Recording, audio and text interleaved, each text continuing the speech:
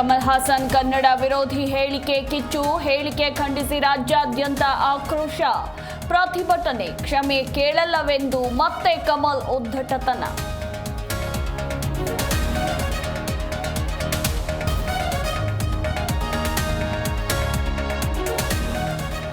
ಬರೀ ಬಾಯಲ್ಲಿ ಮಾತ್ರ ಕನ್ನಡ ಕನ್ನಡ ಅನ್ನಬಾರದು. ಕಮಲ್ ಹಾಸನ್ಗೆ ಗೊತ್ತಾಗುತ್ತೆ, ಸರಿ ಮಾಡಿಕೊಳ್ತಾರೆ. ಕಮಲ್ ಹೇಳಿಕೆ ಬಳಿಕ ಶಿವಣ್ಣ ಫಾಸ್ಟ್ ರಿಯಾಕ್ಷನ್.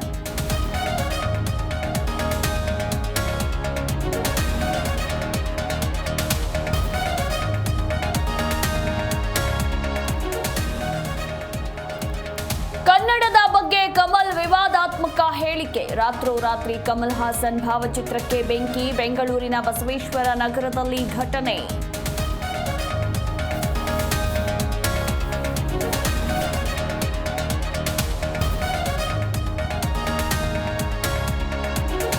ರಾಜ್ಯದಲ್ಲಿ ಹೆಚ್ಚಿದ ಕೊರೋನಾ ಪ್ರಕರಣ. ನಿನ್ನೆ ಒಂದೇ ದಿನ 40 ಮಂದಿಯಲ್ಲಿ ಸೋಂಕು ಪತ್ತೆ.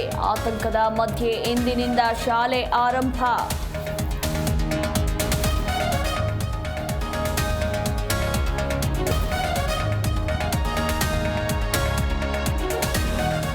ಮೊದಲ ಕ್ವಾಲಿಫೈಯರ್ನಲ್ಲಿ ಆರ್ಸಿಬಿ ಪಂಜಾಬ್ ಬಿಗ್ ಫೈಟ್. ಪಂದ್ಯ ಗೆದ್ದು ಫೈನಲ್ಗೆ ಹೋಗಲು ಬೆಂಗಳೂರು ವೇಟಿಂಗ್. ವರುಣದೇವ ಅಡ್ಡಿ ಮಾಡದಂತೆ ಇರಲಿ ಎಂದ ಫ್ಯಾನ್ಸ್.